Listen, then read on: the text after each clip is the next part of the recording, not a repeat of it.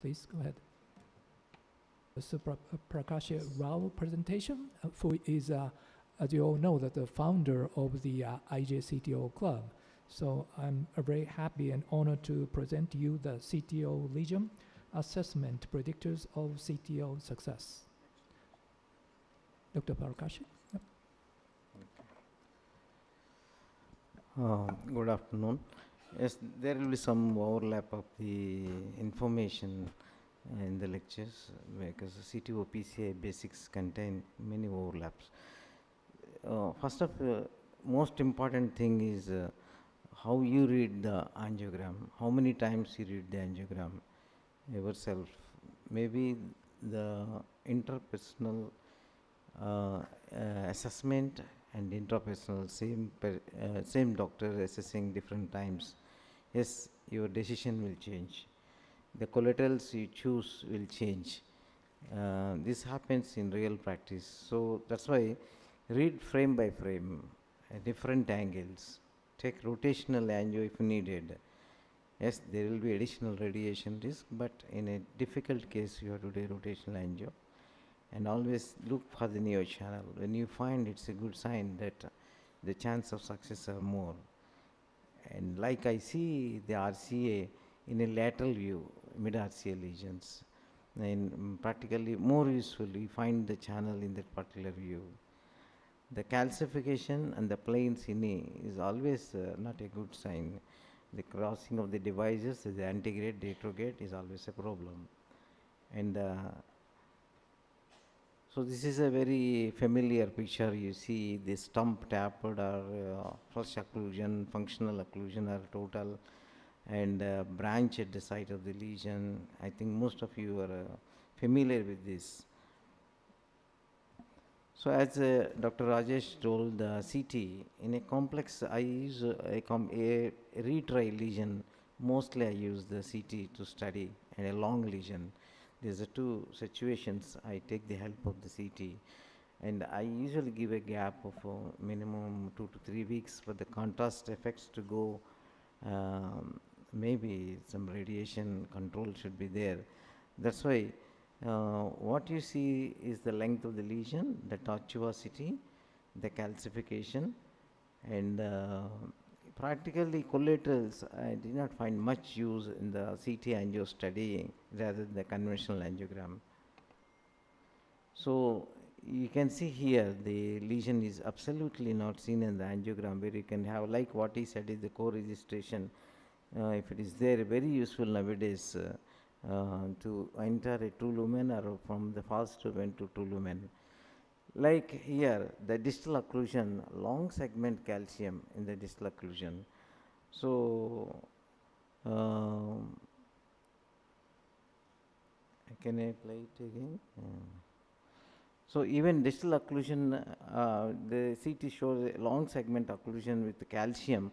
It's a very unfavorable sign. That's why we did not keep it in the live workshop, this particular case, because calcification always enemy of cardiology, in particular CTO, PCI, and even stent expansion also not good.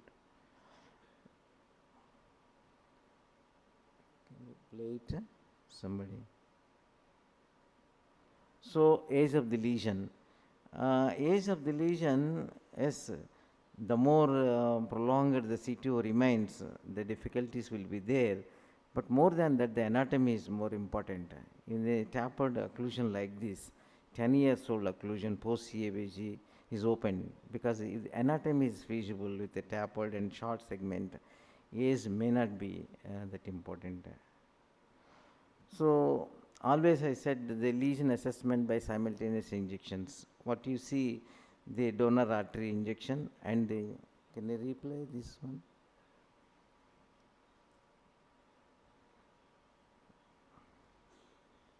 So what you assess here is the segment of the occlusion.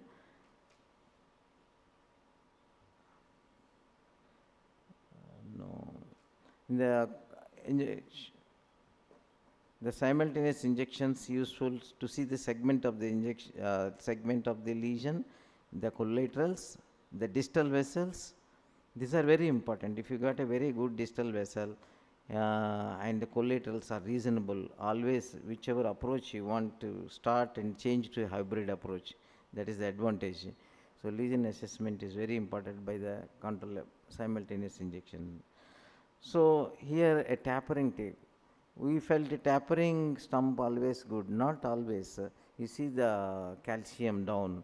So ultimately you will face problem in crossing the wire, you can enter the false lumen, and the device carrying will be very difficult in this type of lesion. Stent expansion will not be good. So ultimate outcomes may not be good, even it is a tapered stump. So then you see alignment, proximal and distal cap alignment. Can you play it? So this is the alignment. You see the antegrade wire and the retrograde vessel absolutely in different plane.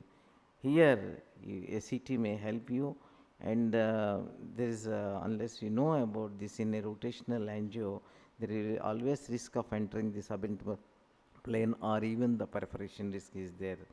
So always you should assess. Now the sometimes, can you play it?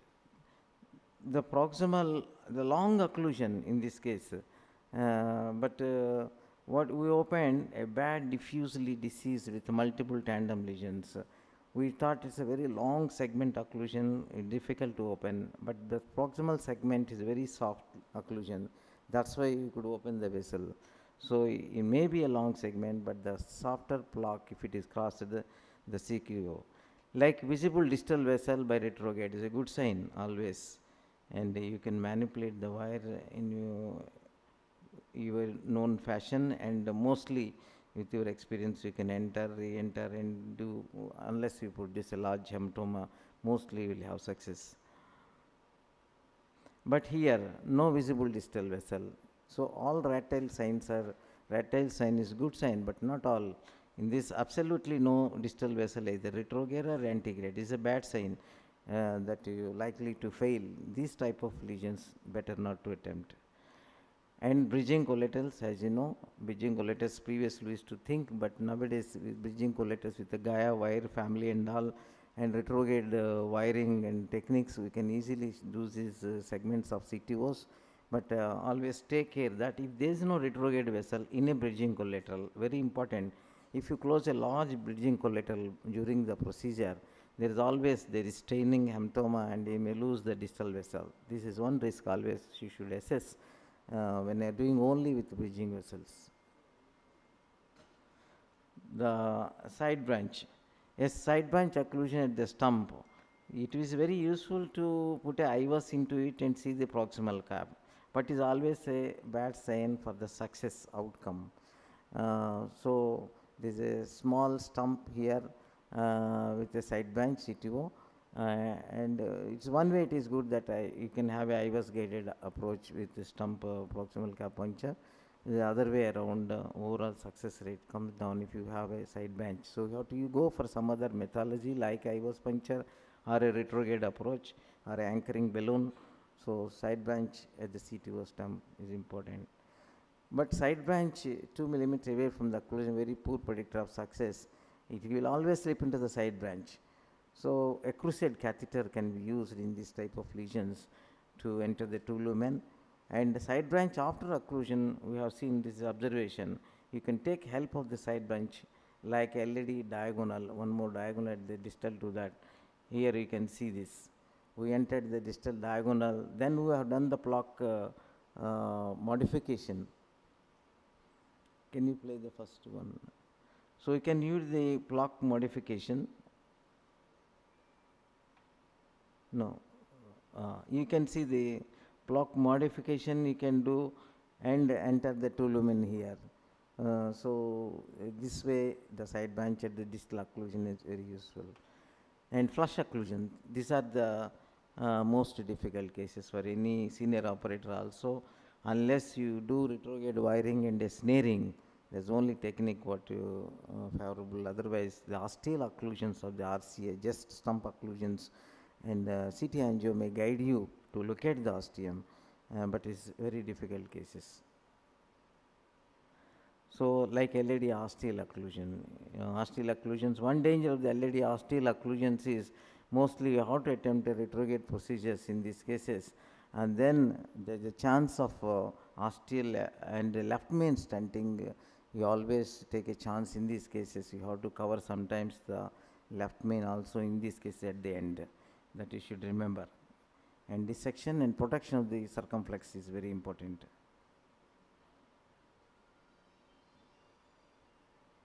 So some type of cases you see long clear channel, we cross it with the wire, we have done everything, but balloon crossable not possible. So non-dilatable lesions, so even tornus, everything, nothing is able to pass. We have to do rota or a laser this thing, but unless you pass a wire, it is very difficult. So this type of things, if you study with the prior CT, it may guide you that how difficult it is.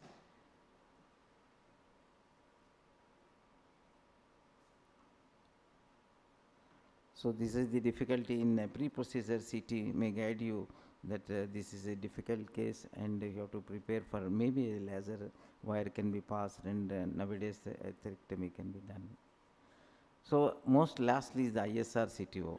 One advantage of the ISR CTO is the stent margins always gives you some idea.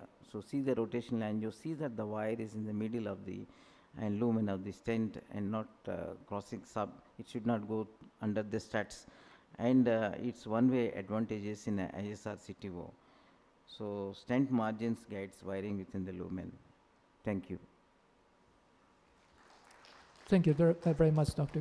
Rao, and probably a very much insightful presentation for how we assess and classify the complexity of the CTO. So thank you very much. We go on to the last presentation in this session. Yep, please.